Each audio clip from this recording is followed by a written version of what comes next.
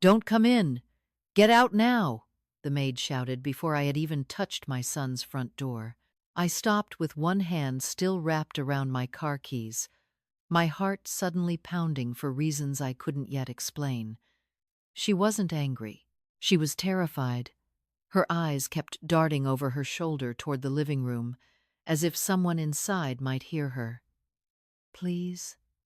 she whispered again, her voice shaking.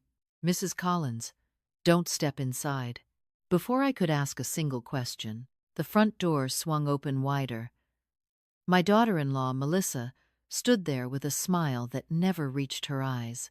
Behind her, nearly every member of our family was already gathered in the living room, staring straight at me in complete silence. Then Melissa calmly lifted her phone and said, "Perfect. She's here. The police are already on their way." I hadn't crossed the threshold. I hadn't spoken a word. Yet somehow, I had already been judged. 5 minutes later, every person standing in that room would discover that the story they believed so confidently was about to collapse in front of their own eyes. Before I tell you how that happened, I'd love to know where you're watching from today. And only if this story truly resonates with you, please let me know your city or country and your local time in the comments. I always enjoy seeing how far these stories travel and how many hearts they quietly reach. My name is Margaret Collins. I'm 68 years old, and until that afternoon, I believed that trust inside a family could survive almost anything. Looking back now, I realize that was the last ordinary belief I ever held about the people I loved most. I had been home in Naperville, Illinois, trimming the last of my hydrangeas before the evening rain rolled in. Gardening had become my way of talking to my late husband after cancer took him nearly 12 years earlier. Every Tuesday and Friday, I would carry a small watering can across the backyard, trim whatever needed trimming, and somehow convince myself that routines could hold broken lives together. My phone rang just as I finished filling the bird feeder. Daniel's name flashed across the screen. My only son rarely called in the middle of the afternoon. "Mom," he said, his voice unusually strained, "can you come over? We really need you." "Is everyone all right?" I asked immediately. There was a pause that lasted just long enough to make me uneasy. "Just come, okay? Please." Then the line went dead. I called back twice. No answer. I stood there staring at the silent screen while a cool breeze carried a few fallen leaves across the patio. Something felt wrong, but not the kind of wrong I could explain. Daniel lived about 30 minutes away in Aurora with Melissa and our 8-year-old granddaughter, Emma. During the drive, I kept thinking about every ordinary possibility. Maybe Emma had gotten hurt. Maybe Daniel had lost his job. Maybe Melissa's mother had taken ill again. I never once imagined that I was driving directly into a trap carefully prepared for me. The streets looked exactly as they always did when I turned into their neighborhood. Children rode bicycles along the sidewalks. A man walked his golden retriever across a neatly cut lawn. Wind chimes swayed gently from a nearby porch. Everything appeared painfully normal. I parked along the curb and noticed 3 unfamiliar cars already sitting in the driveway. That surprised me. Daniel hadn't mentioned company. As I stepped toward the front porch, I heard muffled voices inside the house. Not conversation exactly, more like people waiting, holding their breath. Before I reached the doorbell, Rosa, the housekeeper who had worked for Melissa twice a week for nearly 3 years, suddenly pulled the front door open just enough to squeeze herself outside. Her face had lost all its color. "Mrs. Collins," she whispered urgently, "please, don't go in there." "Rosa?" I frowned. "What's happened?" She grabbed my sleeve with trembling fingers. "You need to leave. Right now." "Why?" Tears filled her eyes before she could answer. "Because they're waiting for you." Then, from somewhere inside the house, Melissa's voice rang out sharply. "Rosa, Is she here? Rosa immediately let go of my arm. She looked at me with an expression I had never seen before, one filled with fear, guilt, and helplessness all at once. She took one slow step backward into the hallway, and just before she disappeared behind the door, she mouthed 3 silent words that sent a chill through my entire body. I saw everything. I could not move. Rosa's lips had barely finished forming those 3 silent words before Melissa appeared beside the doorway with the kind of composed smile that only made my stomach tighten. She stepped aside with one graceful motion, almost as if she were welcoming guests to a holiday dinner instead of whatever this was. "Well, Margaret," she said evenly, "everyone is waiting." Her voice sounded pleasant enough that anyone passing by would have assumed nothing unusual was happening inside that house. But after nearly 15 years of knowing my daughter-in-law, I had learned that the softer her voice became, the more careful I needed to be. Standing there on the front porch, I suddenly remembered another afternoon years earlier, long before any of us imagined our family would become strangers living under the same last name. Daniel had been 27 when he first introduced me to Melissa. They met while working for the same insurance company in Chicago. She was bright, polished, ambitious, and wonderfully attentive. She hugged me the very first time we met. "I have always wanted a mother-in-law who enjoys gardening."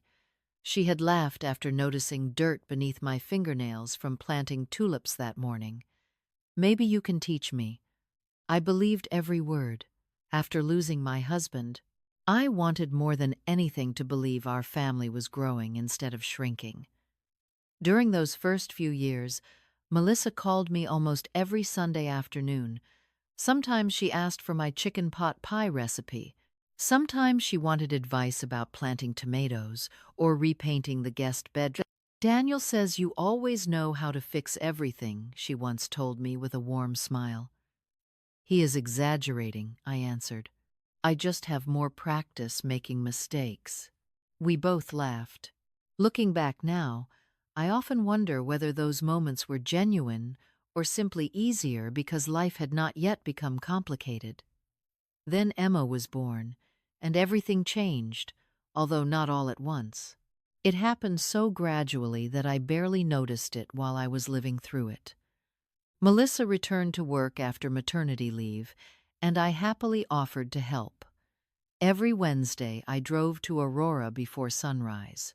I packed snacks, read picture books, folded tiny laundry, and rocked Emma to sleep when she caught winter colds. I never kept count of the hours because that was what family did.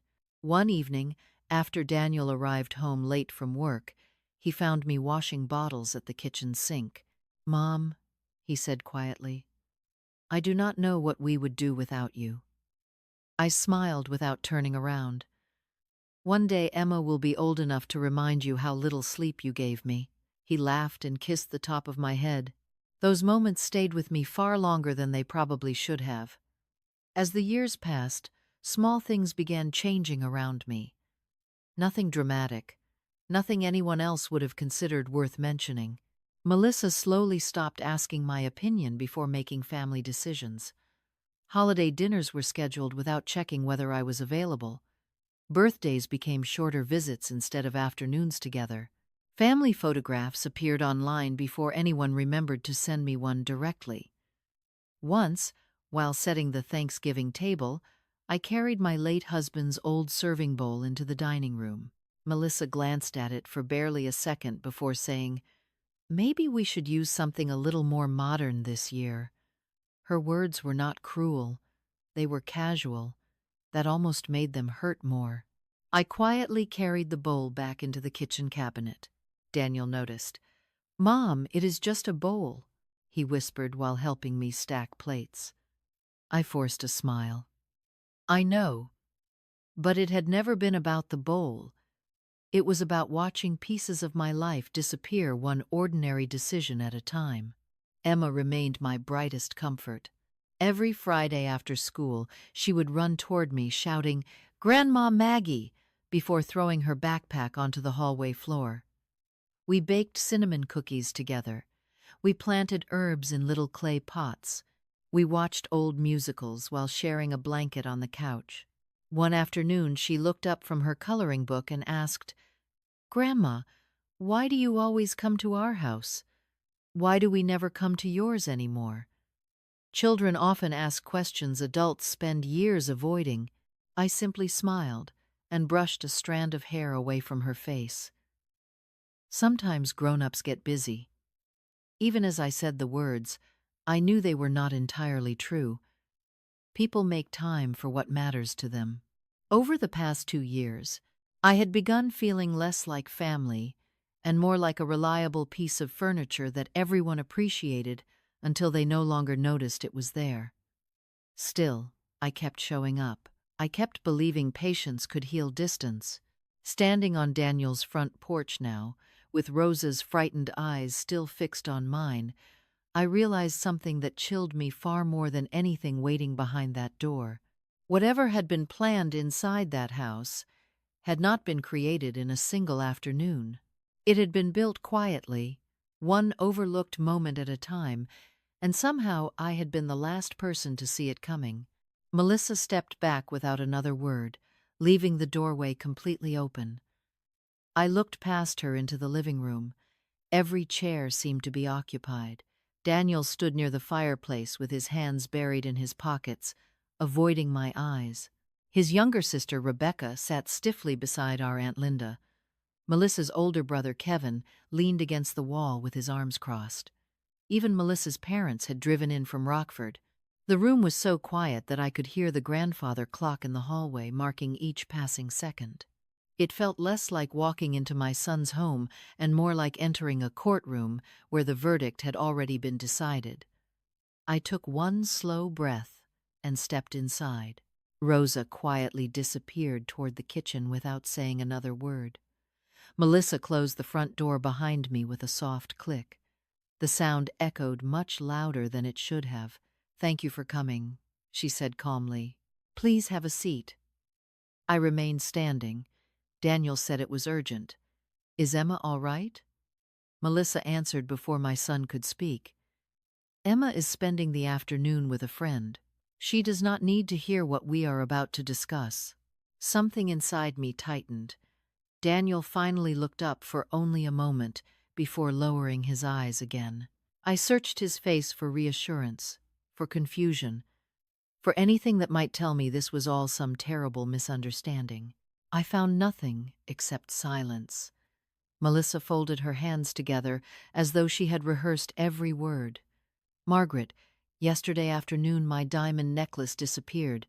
I frowned. "I am sorry to hear that. Have you called your insurance company?"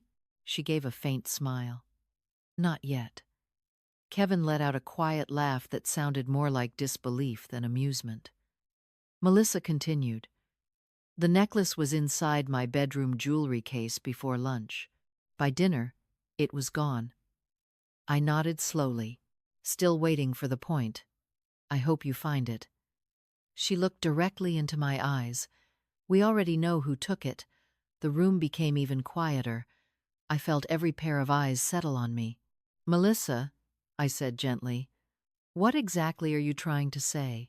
She reached toward the coffee table and picked up a velvet jewelry box. It was empty. She placed it carefully back onto the table as though presenting evidence. "You visited yesterday afternoon while I was at work." "Yes, you were upstairs. I brought Emma's winter coat into her closet because she forgot it in my car." "Exactly." She paused long enough for the silence to grow uncomfortable. No one else entered our bedroom after that. Aunt Linda shifted uneasily in her chair. Rebecca glanced toward Daniel, waiting for him to speak. He never did. I looked directly at my son. "Daniel?" He rubbed one hand across his forehead. "Mom, maybe we should just answer Melissa's questions." My chest felt unexpectedly heavy. "Questions?" I repeated softly. "Or accusations?" Melissa stepped closer. "If you simply return the necklace, we can handle this privately." I stared at her, almost unable to process what I had just heard. You think I stole from you? I think the facts are difficult to ignore. Facts? I asked quietly. Or assumptions? She crossed her arms. Margaret, everyone here deserves honesty. I slowly turned toward the rest of the family. Not one person interrupted her. Not one person said they believed me. The people whose birthdays I had celebrated, whose children I had babysat, whose hospital visits I had made, all sat there waiting for my confession. I felt strangely calm. Pain has a way of becoming quiet after it reaches a certain depth. Let me ask all of you one question, I said. Do any of you truly believe I would steal from my own family? No one answered immediately. Kevin looked away first. Aunt Linda lowered her eyes. Rebecca bit her lip but remained silent. Daniel still refused to meet my gaze. Finally, Melissa broke the silence. Belief is not the issue. Evidence is. I looked back at Daniel. Did you invite me here because you believed I deserved the chance to explain? Or because you wanted me standing in this room when everyone accused me together? He swallowed hard. Mom, Melissa thought it would be better if everyone heard the truth at the same time. I almost smiled. Not because anything was funny, but because I suddenly understood something I had been too trusting to see for years. This gathering had never been about discovering the truth. It had been carefully arranged to produce agreement before any truth could even exist. Melissa reached into her purse and held up her phone. I already contacted the police. They should be here soon. You called the police before speaking to me? I asked. I wanted this handled properly, she answered. I nodded once. Then I hope you also wanted the entire truth. Her confident expression flickered for the first time. What is that supposed to mean? Before I could answer, a faint vibration came from somewhere inside the kitchen. Rosa appeared briefly in the hallway, looking pale as she glanced toward me. Hidden behind the dish towel in her trembling hand was a small white business card. Across the top, I recognized the blue logo immediately. It belonged to the private security company that maintained Daniel's home surveillance system. Rosa caught my eye for only a second before quietly slipping the card back into her pocket, and in that single silent gesture, I realized there was something inside this house that Melissa had either forgotten about or desperately hoped no one else would remember. The room remained frozen after I noticed the security company's logo disappear back into Rosa's pocket. I did not react. Years of teaching myself to stay calm through disappointment had given me one unexpected gift. I had learned that silence often revealed far more than panic ever could. Melissa mistook my composure for surrender. Margaret, she said, her voice almost sympathetic, this does not have to become any more painful than it already is. If you simply tell us where the necklace is, perhaps we can avoid making this even worse. I looked at her for a long moment. You have already made your decision about me, I replied quietly. What exactly would my answer change? She opened her mouth to respond, but before she could speak, the doorbell echoed through the house. Every head turned toward the foyer. Kevin checked his watch. That was fast, he muttered. Melissa straightened her blouse and smoothed her hair. That should be the officers. Daniel took a slow breath but did not move. Rosa quietly stood near the kitchen doorway, clutching the edge of the counter so tightly that her knuckles had turned white. Melissa walked confidently toward the front door and pulled it open. Instead of two police officers, a middle-aged man wearing a navy blazer stood on the porch holding a leather portfolio. His silver hair was neatly combed, and a small identification badge hung from his jacket pocket. "Good afternoon," he said politely. "I am looking for Daniel Collins." Daniel stepped forward immediately. "That is me." The man smiled warmly.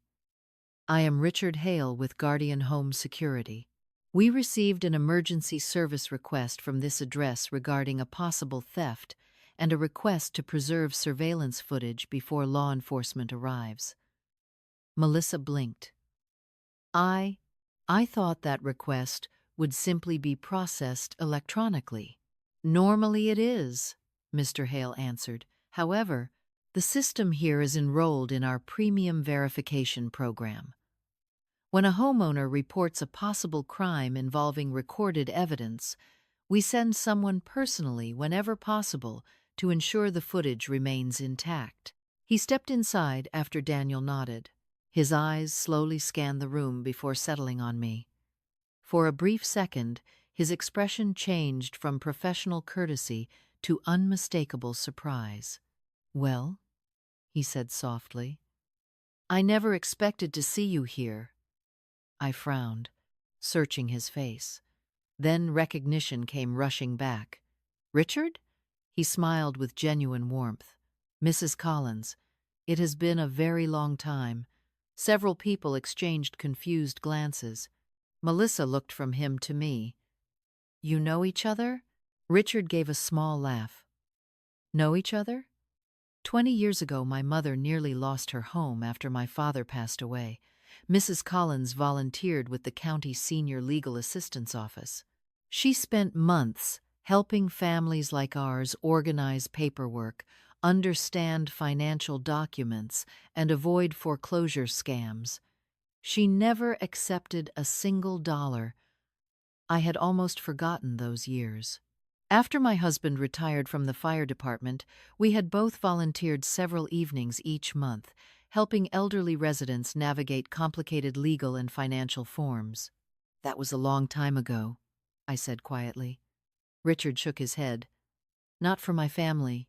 You probably do not remember this, but my mother always said your kindness gave her enough hope to keep fighting." The room grew noticeably quieter. Aunt Linda slowly looked toward me with an expression I had not seen in years. Rebecca whispered, almost to herself, "I never knew any of that." Richard continued before anyone else could speak. "Later, after I graduated from law school, I spent several years as an assistant state's attorney before joining Guardian. I have worked on hundreds of fraud investigations since then." Melissa shifted uncomfortably. "That is very impressive, but I am not sure how it relates to today." Richard's smile faded into calm professionalism. "It relates because I have learned not to form conclusions before reviewing evidence. Character references are never proof, neither are accusations." He placed his leather portfolio carefully on the dining room table. "That principle has prevented many innocent people from being wrongly accused." Daniel finally looked directly at me for the first time since I had arrived. His face had changed. The certainty that had surrounded him only minutes earlier had begun to crack. Melissa noticed it immediately. "Daniel," she said firmly, "do not let this distract everyone. The necklace is still missing." Richard nodded respectfully. "Perhaps, which is exactly why we preserve evidence before anyone reaches conclusions." He removed a tablet computer from his case and connected it to a small portable device. Rosa quietly closed her eyes for just a moment, as though she had been praying for this exact moment to arrive. Richard looked toward Daniel. "Before I access your surveillance archive, I need one simple confirmation." Daniel swallowed. "What is it?" Richard folded his hands over the tablet. "Has anyone in this room viewed today's complete security footage from every camera, beginning with yesterday afternoon?" An uneasy silence settled over the house. Melissa answered a fraction too quickly. "There was no reason to. We already know what happened." Richard did not take his eyes off Daniel. "Mr. Collins," he repeated evenly, "has anyone actually watched the recordings?" Daniel slowly shook his head. "No." Richard exhaled quietly and pressed the power button on the tablet. Then he said, as the screen came to life, "I believe this family is about to see something none of you expected."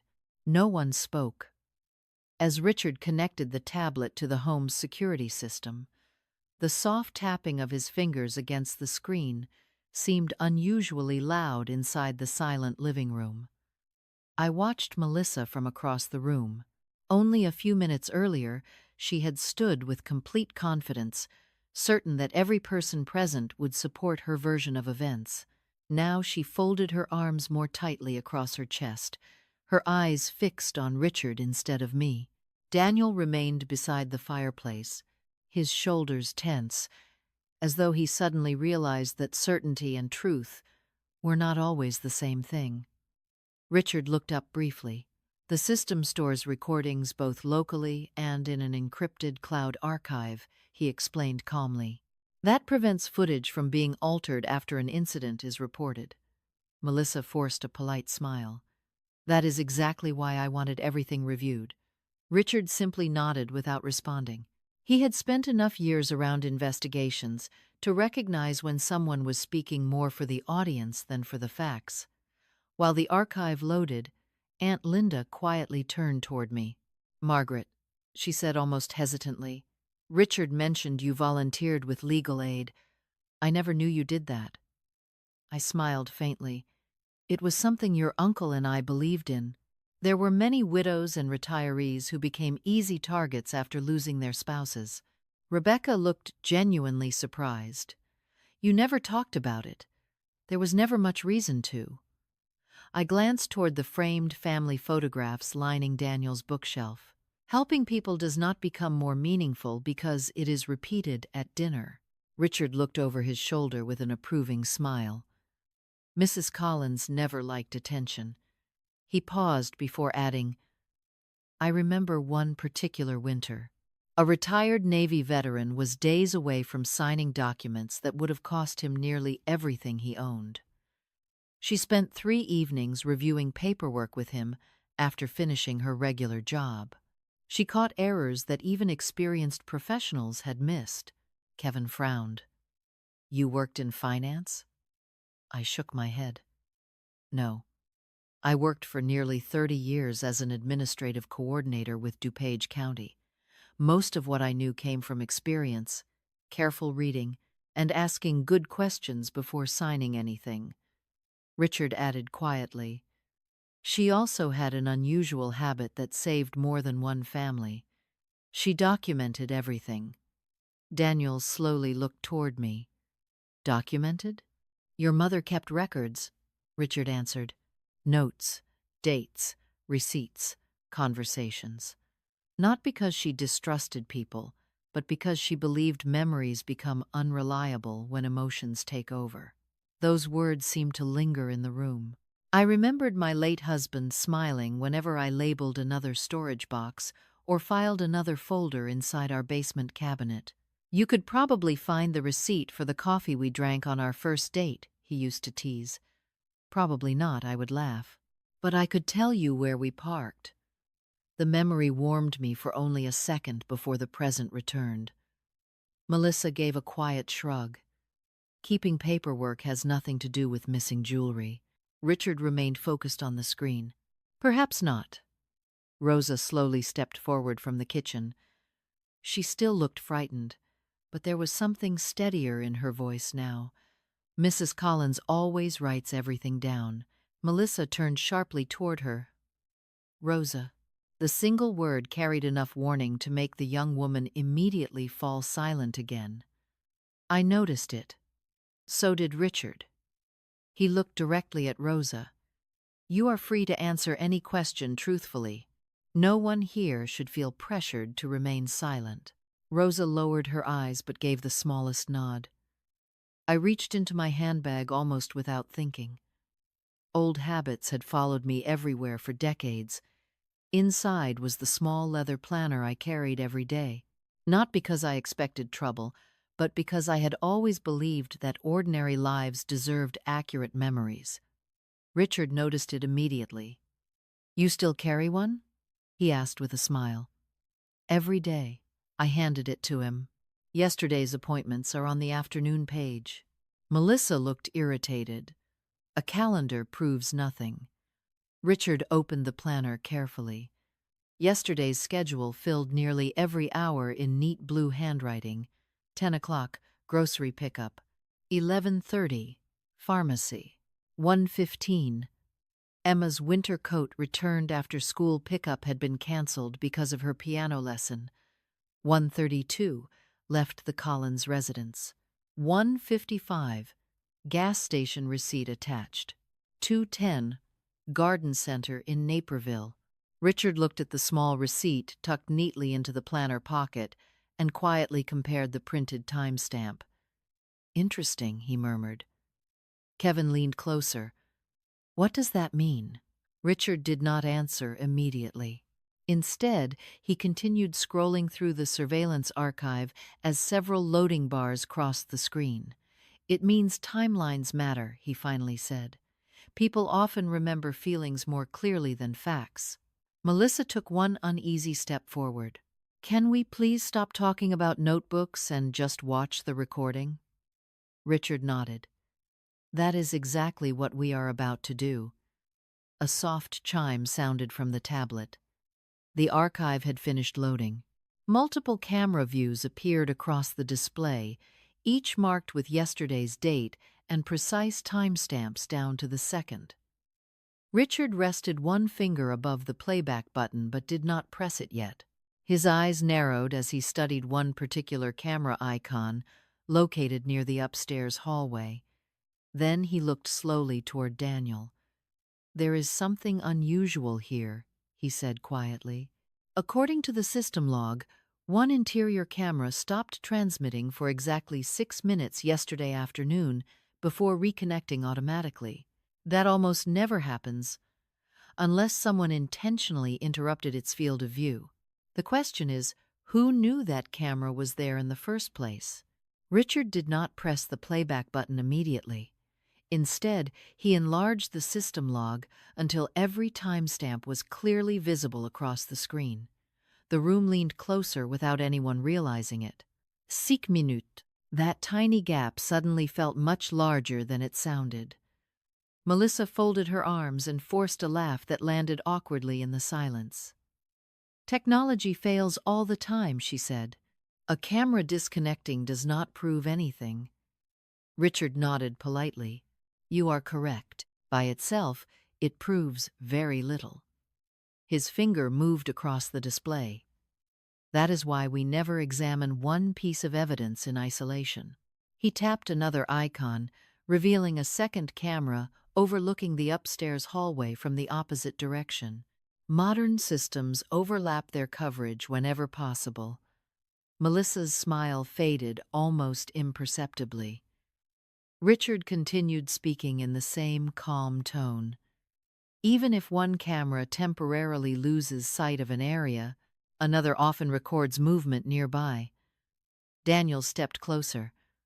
I did not even know there were overlapping cameras upstairs. Most homeowners do not remember every installation detail, Richard replied. That is exactly why redundancy exists. He selected the previous afternoon and began reviewing the synchronized timeline. The recording moved quietly across the screen. There was no dramatic music, no shocking revelation, only ordinary moments unfolding exactly as they had happened. Emma ran down the hallway carrying a stuffed rabbit. Rosa vacuumed the guest bedroom. Sunlight drifted through the upstairs windows. Melissa watched with growing impatience. Can you skip ahead? She asked. The necklace disappeared after Margaret visited. Richard paused the footage. Investigations become unreliable the moment we start skipping over details because they seem unimportant. Aunt Linda slowly nodded. That makes sense. I remained silent. My heartbeat had settled into a steady rhythm. For the first time since arriving, I no longer felt the need to defend myself. Facts rarely benefit from being rushed.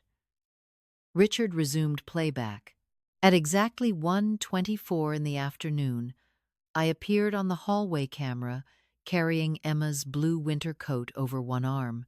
I walked directly toward Emma's bedroom, disappeared inside for less than a minute, then returned empty-handed. Richard froze the image. Timestamp 1:25 and 11 seconds. He looked toward me. Does that match your planner? I answered quietly. I wrote the time after returning to my car. He nodded and resumed the recording. I walked downstairs, paused to wave toward Rosa in the kitchen, and left through the front door. The front entrance camera confirmed my car pulling away from the curb less than 2 minutes later. Kevin frowned. "So she never even went into your bedroom?" Melissa answered before anyone else could. "The hallway camera cannot see every door." Richard agreed. "That is true." He enlarged the floor plan displayed beside the recordings. However, the hallway camera does show every path leading to the master bedroom. He traced the route with his finger. There is no recording of Mrs. Collins entering that hallway after leaving Emma's room. Rebecca looked at Daniel. "Did you know the cameras covered this much?" Daniel slowly shook his head. "No." The room grew noticeably quieter. Melissa cleared her throat. Maybe she entered before the recording started. Richard calmly checked another timestamp. Yesterday's archive begins at midnight without interruption. Melissa looked away toward the windows. Then perhaps she hid the necklace somewhere else before leaving. I finally spoke. "Melissa, if I had stolen something from you, why would I remain on your property long enough to hide it where anyone could discover it?" She opened her mouth but found no immediate answer. Richard continued examining the synchronized feeds. "Let us keep following the timeline." The video advanced another several minutes. Rosa appeared carrying folded towels upstairs. Emma left with her friend's mother at 1:35. Daniel's truck arrived shortly before 5. Everything seemed painfully ordinary until Richard stopped again. "Here," he said quietly. The screen showed the upstairs hallway at 1:42 in the afternoon, several minutes after I had already driven away. The interior hallway camera had gone dark, exactly as the system log reported, but the overlapping staircase camera remained active. Although it could not see inside the hallway itself, it clearly showed someone walking toward it, carrying a small step stool. Richard zoomed in carefully. The figure's face remained partially hidden, but the clothing was unmistakable. A cream-colored sweater with dark green cuffs. Rebecca's eyes widened first. "Melissa, that is the sweater you are wearing in the family picture from yesterday." Melissa immediately shook her head. "Lots of sweaters look alike." Richard did not argue. He simply let the recording continue. The figure disappeared beyond the staircase wall. 6 long minutes passed with no movement. Then the same person returned carrying the step stool back downstairs. At that exact moment, the hallway camera came back online. Richard looked toward the system log once more. Camera restored. 1:48 and 19 seconds. No one spoke. Even Melissa seemed unable to find the right words. Daniel stared at the frozen image without blinking. "Melissa," he asked quietly, "why were you carrying a step stool upstairs when you told us you were still at work?" The color drained from her face. She took one slow step backward. Because that recording is wrong." Richard looked at her steadily. Cloud archives record the original time directly from the server. Those timestamps cannot be edited from inside the house. Melissa's breathing became noticeably uneven. Then, almost desperately, she pointed toward Rosa. "She has access to every room. Maybe she manipulated something." Rosa immediately shook her head, tears filling her eyes. Before anyone could answer, Richard opened another system menu that none of us had noticed before. He studied it for several silent seconds, then looked directly at Daniel with an expression that completely changed the atmosphere in the room. "Mr. Collins," he said carefully, "there is one additional recording stored separately from the security cameras. It is an automatic maintenance clip created whenever someone physically touches or adjusts an indoor camera. Unlike the surveillance footage, homeowners rarely know these files even exist. I think all of you need to see this one next." No one moved. Even the grandfather clock in the hallway seemed quieter, as though the entire house was holding its breath. Richard tapped the maintenance file, and a brief loading symbol appeared before a new video opened. The image was not as polished as the regular surveillance footage. It was a diagnostic recording, automatically activated the moment someone physically touched the hallway camera. The picture wobbled for a second as the camera housing was lifted. A pair of hands entered the frame. One hand wore a thin gold bracelet with a small emerald charm. Rebecca covered her mouth. "Melissa, you wear that bracelet every day." Melissa instinctively pulled her sleeve over her wrist. "That does not prove it was me. Plenty of bracelets look similar." Richard did not argue. He simply allowed the recording to continue. The camera tilted upward as someone adjusted its angle. For a brief instant, the reflection from a decorative mirror across the hallway flashed into view. It lasted no more than 2 seconds, but it was enough. The mirror captured the face of the person standing on the step stool. Melissa. Clear enough that no one in the room needed an explanation. Richard paused the recording without saying a word. Silence settled over the family like fresh snow. Kevin slowly lowered his arms. "Melissa," his voice barely rose above a whisper, "why would you move the camera?" Melissa looked around the room as though searching for someone willing to answer for her. No one did. Daniel stared at the frozen image, his face drained of color. "Tell me there is another explanation," he said quietly. "Please." Melissa swallowed hard. I noticed it was crooked." Richard calmly enlarged the maintenance log displayed beside the video. According to the calibration report, the camera was perfectly aligned before it was touched. After the adjustment, its viewing angle changed by 12 degrees, creating a temporary blind spot near the hallway leading to the master bedroom.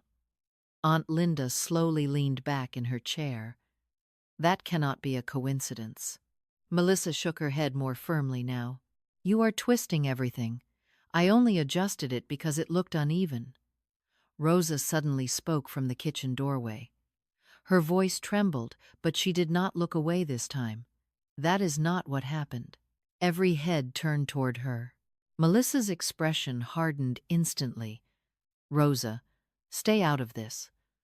Rosa took one cautious step into the living room. "Yesterday, before Mrs. Collins arrived, you asked me to finish cleaning downstairs instead of upstairs." Melissa interrupted sharply. "Because I wanted the bedrooms left alone."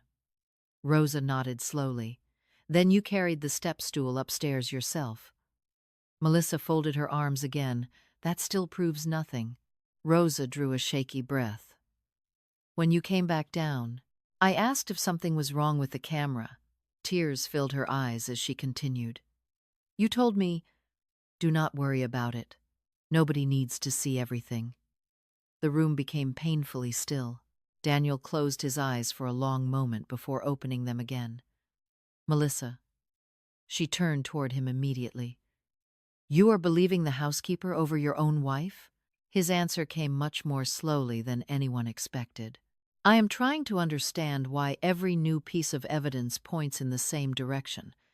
His words seemed to wound her more deeply than anything Richard had revealed. Kevin rubbed both hands across his face. "You told us yesterday that Margaret had gone upstairs alone." Melissa answered quickly. "She did go upstairs. To Emma's room," Rebecca said quietly. "The video already showed that." Aunt Linda looked toward me with tears beginning to gather in her eyes. "Margaret, why did you never defend yourself more strongly?" I met her gaze with a gentle smile that surprised even me. "Because anger would not have made me more innocent." Richard glanced toward me with quiet respect, but remained focused on the investigation. Evidence speaks most clearly when people stop interrupting it.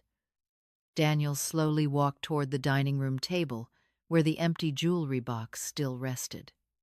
He stared at it for several long seconds before speaking.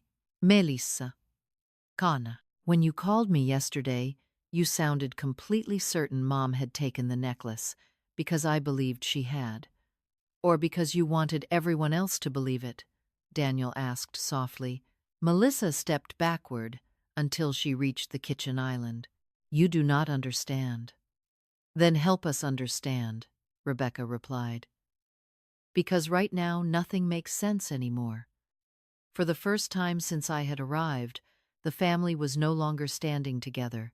They were asking different questions, reaching different conclusions, and quietly discovering that certainty built on assumptions collapses much faster than certainty built on truth. Melissa looked from face to face, realizing she no longer controlled the room. The confidence she had carried all afternoon had dissolved into hurried explanations that seemed to change with every new question. Richard remained patient. He never raised his voice. He simply opened another folder inside the security archive. There is still one timeline we have not reviewed, he said. The recordings after 5 o'clock, when everyone began arriving. Daniel looked confused. Why would those matter? Richard rested his hand on the tablet. Because the necklace did not become evidence the moment it disappeared. It became evidence the moment someone decided to accuse another person. He selected the evening recordings, and a list of synchronized camera views appeared across the screen. One file was highlighted by the system with an automatic note. Object movement detected in the master bedroom after homeowner arrival. Richard's expression grew noticeably more serious. I believe, he said quietly, this recording will answer the one question none of us has asked yet. Richard pressed play. The evening timeline unfolded without drama, almost painfully ordinary. Daniel entered through the front door after work, still carrying his laptop bag. Melissa greeted him in the kitchen. They spoke for several minutes before walking upstairs together. Richard slowed the playback. Watch carefully, he said. The hallway camera showed Melissa entering the master bedroom alone. Less than 30 seconds later, she stepped back into the hallway holding something small, wrapped inside a folded scarf. She glanced toward the staircase before disappearing into the linen closet across the hall. She returned empty-handed. Richard paused the recording and enlarged the image. Object movement detected, he said quietly. This is what the system flagged. Melissa immediately shook her head. That was laundry. Richard resumed the recording. 4 minutes later, after several family members had begun arriving for dinner, Melissa returned to the linen closet. This time she reached behind a stack of folded blankets, removed the same folded scarf, and carried it back into the master bedroom. The system timestamp continued uninterrupted. Nobody spoke. Richard calmly switched to the bedroom camera. The recording showed Melissa unfolding the scarf and placing the diamond necklace back inside the empty velvet jewelry box before closing the lid. She looked toward the bedroom door, took one slow breath, and then called out loudly enough for the downstairs microphone to capture her voice. Daniel, my necklace is gone. Richard stopped the recording. No one in the room moved. No one even seemed willing to breathe. The silence no longer belonged to uncertainty. It belonged to truth. Daniel slowly lowered himself into a dining room chair, as though his legs could no longer support him. His eyes never left the frozen image on the tablet. Melissa. His voice sounded hollow. You already had the necklace. She covered her face with both hands for a moment before lowering them again. I was afraid. Rebecca stared at her in disbelief. Afraid of what? Tears began rolling down Melissa's cheeks. Everything was falling apart. Daniel and I had been arguing for months. His promotion meant longer hours. Emma spent more time with Margaret than with me. Every time someone praised her, I felt like I was disappearing inside my own family. Kevin looked at his sister with visible sadness. So you blamed an innocent woman? Melissa's shoulders trembled. I never thought it would go this far. I finally spoke, not with anger, but with quiet disappointment. It went this far the moment you decided another person's reputation was worth less than protecting your own pride. Melissa looked at me through tear-filled eyes, but found no words to answer. Daniel slowly stood. "You let me believe my own mother was capable of stealing." His voice cracked. "And I believed you without asking her a single question." He turned toward me, unable to hold my gaze for more than a second. "Mom, I failed you." I felt an ache much older than that afternoon settle inside my chest. "You did not fail because you made a mistake," I answered softly. "You failed because you stopped knowing who I was." Aunt Linda quietly wiped her eyes. "Margaret, we all did." At that moment, another knock sounded at the front door. Two uniformed police officers entered after Richard identified himself and briefly explained that the surveillance review had already clarified the central allegation. Richard calmly transferred copies of the preserved recordings and system logs to the responding officer. The officer watched several key clips in silence before closing the tablet. He looked toward Melissa with a measured expression. "Based on what we have reviewed, there is no evidence that Mrs. Collins committed theft. The recordings, instead, raise serious concerns regarding a knowingly false accusation and the filing of a report based on information that appears to have been intentionally misleading. We will need to document everything carefully." Melissa lowered her head. She did not argue. She did not deny what everyone had just seen. Whatever explanation she still carried inside her no longer had the power to erase the choices already preserved by time, cameras, and her own actions. Kevin quietly walked to my side. "Margaret," he said, his voice filled with regret, "I should never have assumed the worst." Rebecca nodded through her tears. "Neither should I." Even Rosa stepped forward, no longer trembling. "I am sorry I was too frightened to speak yesterday." I gently squeezed her hand. "You found your courage when it mattered." Daniel remained standing alone near the fireplace, surrounded by the consequences of decisions he could no longer undo. The distance between us felt far greater than the 30 feet separating us across the living room. Trust, I realized, rarely disappears in one dramatic moment. It fades quietly through many small choices until one final decision makes the loss impossible to ignore. As the officers completed their reports and the evening light softened through the front windows, family members began leaving one by one without the easy conversations that had filled so many gatherings before. No one celebrated. No one felt victorious. The truth had not destroyed our family in a single afternoon. It had simply uncovered fractures that had been growing for years. When I finally picked up my handbag from the chair beside the door, I paused for one last look at the house that had once felt like my second home.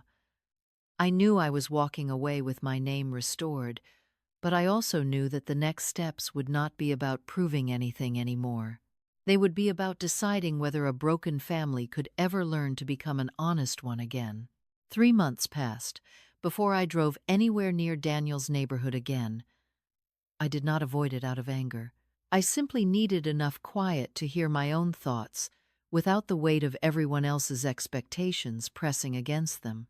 Life became wonderfully ordinary in ways I had once taken for granted. I spent more mornings in my garden in Naperville, watching hummingbirds gather around the flowers my late husband had loved to plant. I joined the county library's volunteer reading program twice a week. I baked bread simply because I enjoyed the smell filling the house. For the first time in years, my calendar was filled with choices instead of obligations. I no longer rushed to solve every family problem before anyone asked. I had finally learned that love without healthy boundaries eventually becomes permission for others to forget your worth. The legal process moved quietly, exactly as Richard had predicted. Melissa accepted responsibility for making a false accusation and cooperated fully with the authorities. Because there had been no theft and no one had been physically harmed, the matter was resolved through the appropriate legal channels, but the consequences were still significant. Her reputation suffered. Friendships became strained. She stepped away from several community organizations where trust had always mattered. Those losses did not happen because I demanded revenge. They happened because trust cannot survive where deception takes root. Daniel moved into a small apartment for a time while they worked through difficult decisions about their marriage and co-parenting. Whether their relationship could be repaired was something only the two of them could decide. I stopped trying to carry burdens that did not belong to me. One Saturday morning, my doorbell rang just after 9. When I opened the door, Daniel stood on my porch holding a cardboard box. He looked older than he had only a few months before. Grief has a way of adding years without asking permission. "May I come in?" he asked quietly. I stepped aside. We sat at the same kitchen table where he had done his homework as a boy. For several minutes, neither of us spoke. Finally, he slid the box toward me. Inside were photographs, handwritten recipes, holiday ornaments, and every birthday card I had ever given him since he was 6 years old. "I found these in the attic," he said. I realized I had packed away more than boxes. I gently touched one of the old cards. The construction paper had faded, but my handwriting remained steady. "I have spent every day wishing I could undo what happened," he whispered. I looked at my son for a long moment. "You cannot undo it." He nodded, tears gathering in his eyes. "I know, but you can become the kind of man who never lets fear replace truth again." He lowered his head. "I want to." I reached across the table and placed my hand over his. "Then begin there." Forgiveness, I discovered, is not the same as pretending nothing happened. Forgiveness simply means refusing to let yesterday decide who you become tomorrow. Trust, however, returns much more slowly. It grows one honest choice at a time. Over the following months, Daniel kept showing up. Sometimes he helped trim my hedges. Sometimes we shared coffee without discussing the past at all. He stopped making promises and started building consistency instead. That mattered far more. Emma visited every other weekend. The first afternoon she returned, she ran into my backyard exactly as she always had. "Grandma Maggie," she shouted before wrapping both arms around me. "Children have an extraordinary gift. They remember love more naturally than conflict." Together we planted new lavender along the garden path. "Will these come back every year?" she asked, while patting the soil with her tiny gloves. "If we take care of them," I answered. She smiled. "Just like people?" I looked at her and felt hope settle quietly inside my heart. "Yes," I said, "just like people who choose to grow." Rosa eventually found a new position with a family who treated her with kindness and respect. Before leaving Aurora, she stopped by my home carrying a small potted fern. "Thank you," she said softly, "for not being angry that I was afraid." I hugged her. Courage is not the absence of fear. Sometimes courage is simply deciding that truth matters more than fear. Even Aunt Linda and Rebecca became regular visitors again. Our conversations changed. We listened more carefully. We assumed less. We learned that families become stronger not by avoiding difficult truths, but by facing them with honesty and humility. One cool autumn evening, I carried an old wooden garden bench to the edge of my flower bed. It had belonged to my husband for decades. The paint had faded. One armrest still bore the scratch Emma accidentally made years ago with her bicycle helmet. I considered replacing it many times, but I never did. Imperfect things can still hold beautiful memories.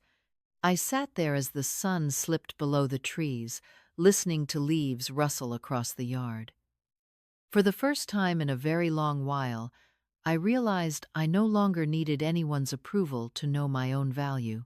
My dignity had never disappeared. It had simply been waiting for me to stop placing it in other people's hands. If you have ever been misunderstood, falsely judged, or made to feel invisible by the people you loved most, I hope you remember this. You do not have to shout to protect your worth. You do not have to chase people who have already decided not to see you. Set healthy boundaries. Hold on to your integrity. Build a life that remains peaceful whether others applaud you or not. Your value has never depended on someone else's opinion. And one day, when the truth finally has room to breathe, it will speak more clearly than anger ever could. If this story touched your heart, I would truly appreciate it if you would like this video, subscribe to the channel, and share it with someone who may need this reminder today. The simplest lesson I carried away from that afternoon is this: truth does not need louder voices, only enough time to be seen. Thank you for spending these moments with me. Until we meet again in another story, I wish you peace, strong boundaries, and the quiet confidence to always remember your own worth.